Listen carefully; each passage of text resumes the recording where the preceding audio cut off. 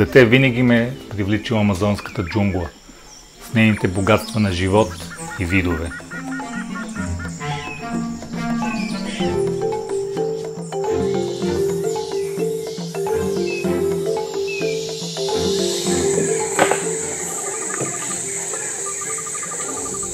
Месеци наред бях сам между прегръдката на нейните реки и гори и разбрах колко силно съм свързан с тях.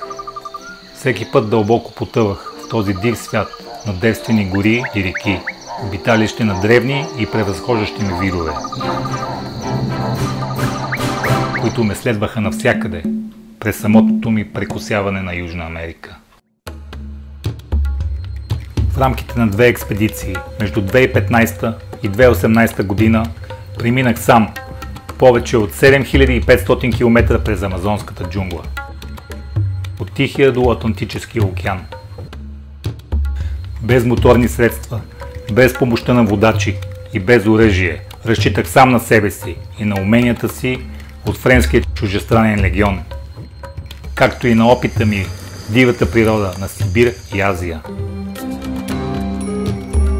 Всяка експедиция, всяка крачка, всяка идея, всяка мечта ме е карала да мисля натам как да стигна до високите части на Амазония. В много от тези планини не е стъпвал никога човешки крак. Тук е един различен свят. Цялата растителност, цялата геоложка структура са без аналог в света. Тепуите са най-старите скални образования на планетата. Според местните племена, те са дом на боговете.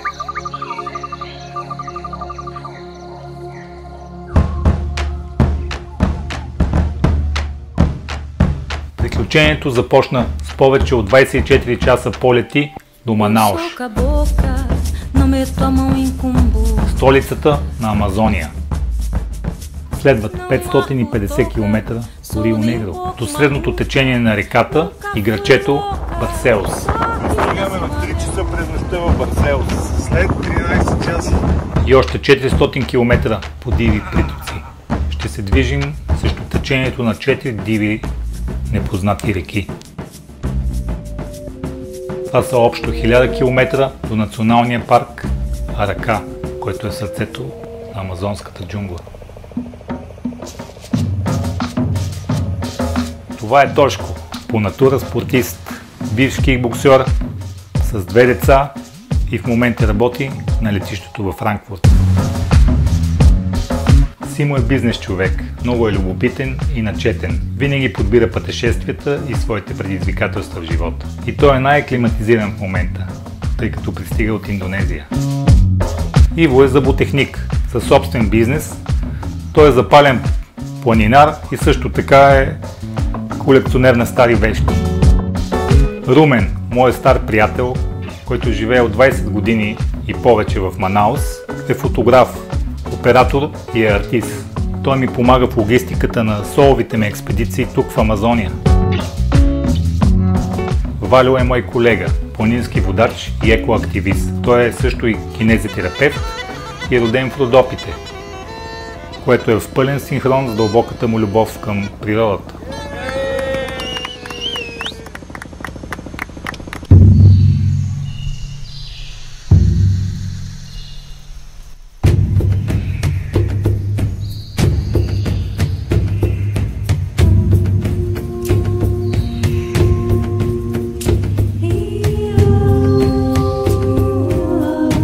Амазония.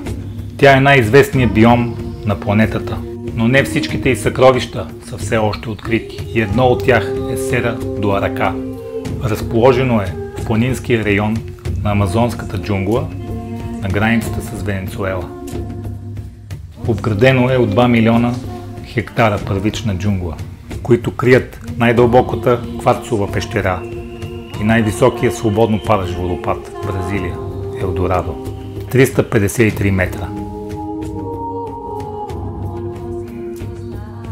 В тази дива и негостоприемна среда има твърде много естествени опасности. Коварни инфекции се пренасят от паразити и комари. Гората е дом на отровни змии, скорпиони, ягуари, каймани. Във водата плува пораке, пирани, анаконди и кандиру.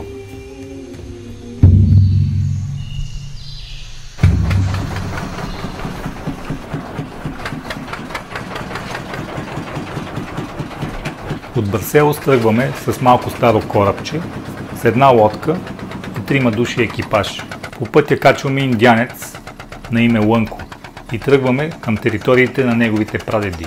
Планът е да стигнем до Елдорадо, най-високия водопад на Бразилия. Единствено аз мисля, че имам представа какво ни предстои и всъщност колко въпросителни има на пътя ни.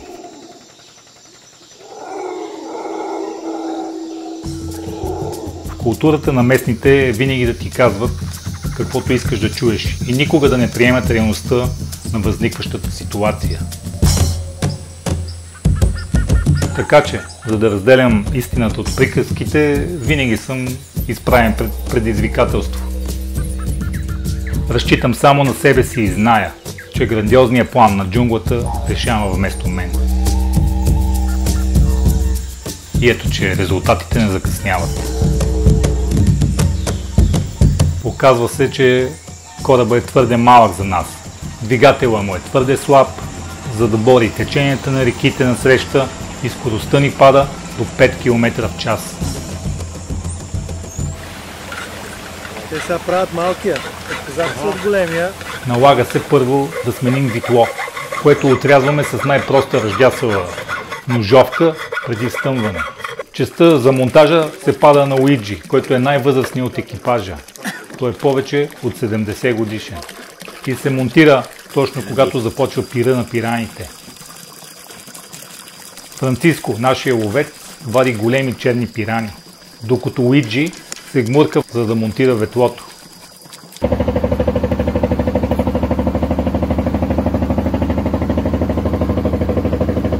Вследствие на това успяваме да увеличим нашата велика скорост с половин 1 км.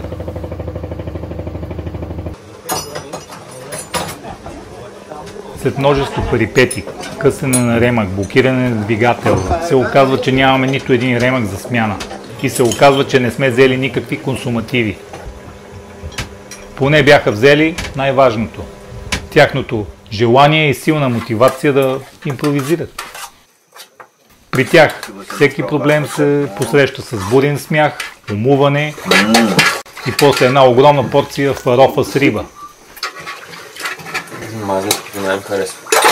И чак след това започва да се действа по проблема.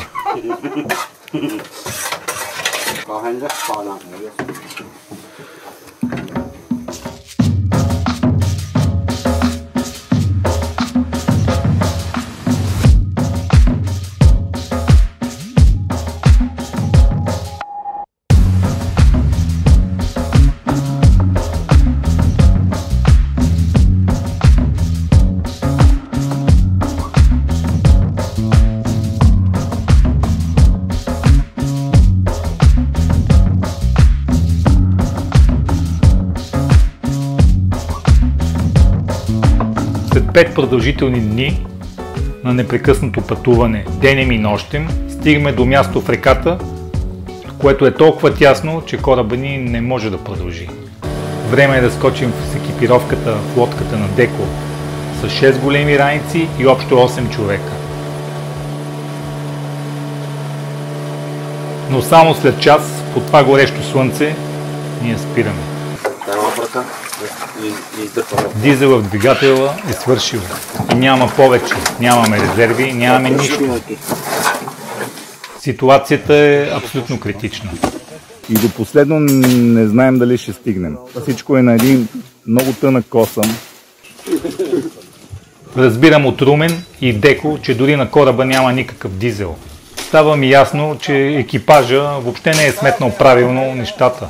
Идва предложението да се откажем от всичко, просто да се върнем обратно на кораба и това да бъде край на нашето пътешествие, което тепърва започва. Всеки от моите приятели е объркан, гледам ги, един е изненаден, а аз направо съм бесен. Заръчвам на Румен и на Деко да се върнат обратно към кораба и да намерят решение как да продължим. Уговорката ми остава, ако те не се върнат до вечерта, ние ще тръгнем рано сутринта пеш. Окей.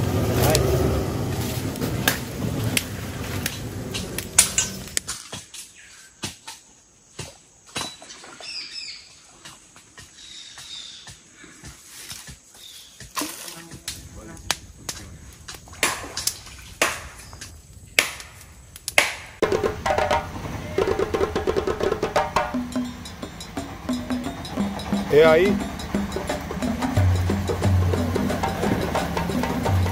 Новото ни решение е да продължим с дървено кану, което е на лънко, и последната туба бензин с ясната идея, че тя ще ни стигне само да борим течението в едната посока, а на връщане каквото остане да го ползваме до край.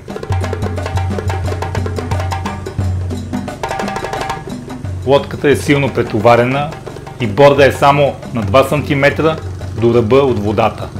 И при всяко рязко движение лодката ни загреба вода и трябва постоянно с канчетата да изгребваме.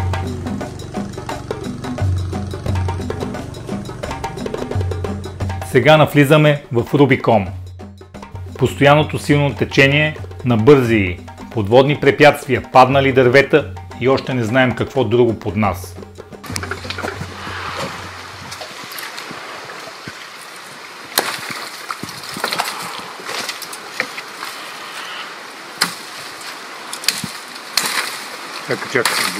Още на следващите 2 меандъра на реката, изобилие от паднали дървета, изтеснявания от скали ни посрещат.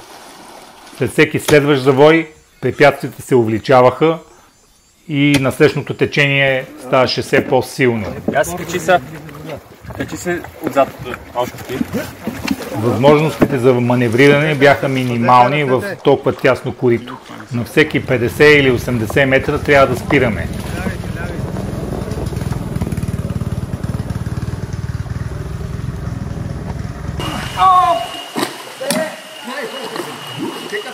Окей.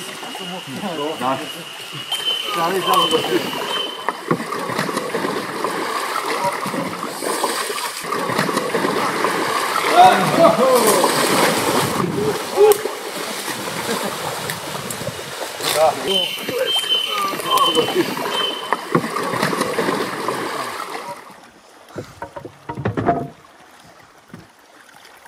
Няма. Става. Мятай се. Мятай се. Оп, ой. Али.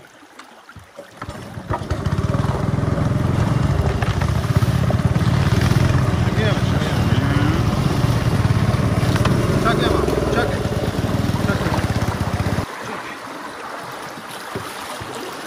1, 2, 3.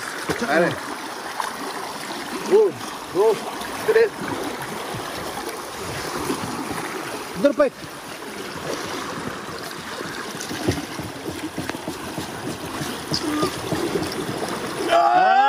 Yep. Nice. 1, 2, 3. Това беше, това е кофтито сега, защото ще я напълни. Сега ще, ако влезе още малко, ще я напълни.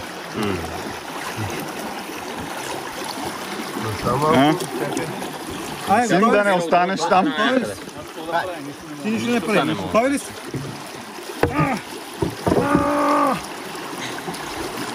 Ама малко наклони. Ама ще наклона. Абе наклони, бе. Наклони. Си, момента и се. Само да ни дадете пак. Ето. Няма да влезе. Всички утре. Държи ми я. Патрите са всички. Чакай, бе. Тя не е трудно. Айде сега пак ще идва. Реката вече е плитка, камъните изникват от водата навсякъде около нас. И това е сигурен знак, че трябва да продължим вече пеш. Оставяме кануто на левия бряг под сянката на планината и навлизаме в джунглата.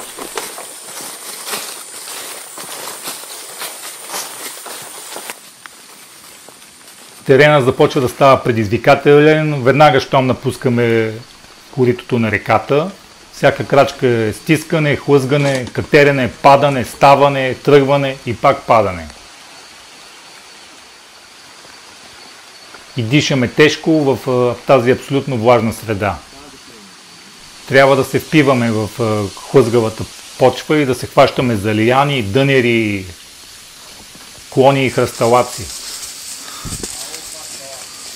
Но аз знам, че ни очаква тепърва истинското изкачване към планината и това е само началото.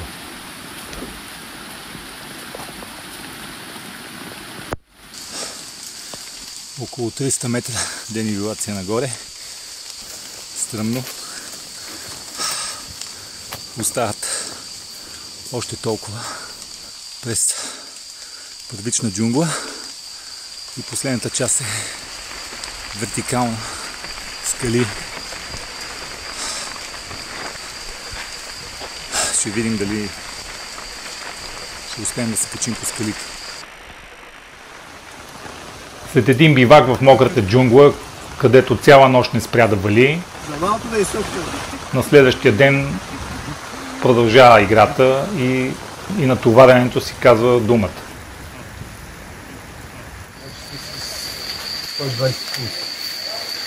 И пръв Румен решава да се откаже. Категоричен е, че няма да продължи. Решаваме с него, че той ще остане с Деко в джунглата, защото сам човек има нулев шанс. Ние продължаваме напред и нагоре да си опитваме късмета, начело с нашия водач Пухкавия Лънко, който знае единствения подход, който е възможен нагоре към водопада. Трябва да се изкачим до 1300 метра. В един момент гората естествено започна да отстъпва на разхвърляни скали. Провираме се между тях, заобикаляме огромни камъни, над които се стичат струи от водопади в различни размери. С всяка стъпка усещаме как пропастта под нас става все по-голяма, но ние не я виждаме, защото мъглата покрива всичко под нас.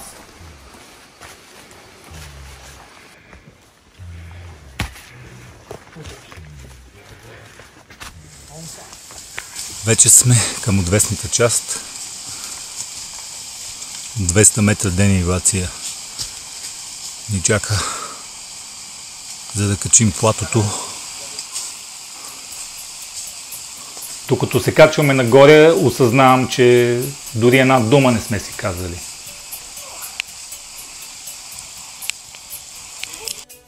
И въпреки всичко, след целия дъжд, бури и мъгли, ние стигаме до ръба на планината и стигаме до част, в която вече може да вървим по хоризонтала и небето се отваря. И синьото небе абсолютно всички ни изненада.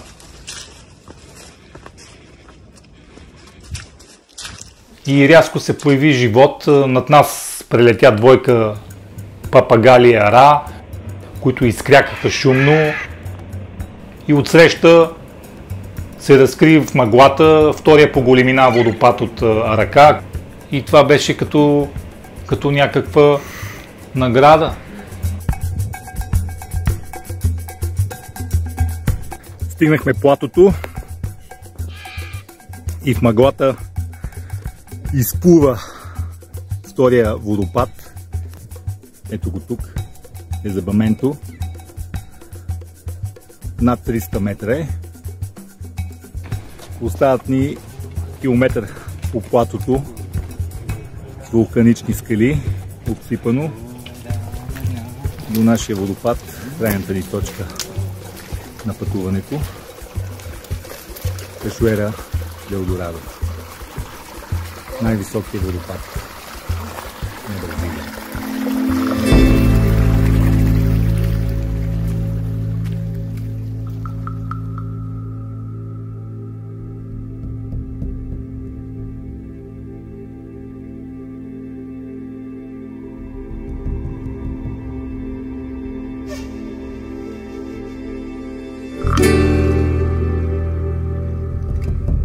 Да си толкова малък и да си на ръба на тази пропаст и да гледаш насам хиляди километри, натам хиляди километри и да виждаш една безкрайна гора. Зелена гора с петна от сенки от облаците над нея. Това е една безкрайност, един океан от зелена растителност, от която живеят, дишат, раждат се и умират същества с безброй непознати съдби.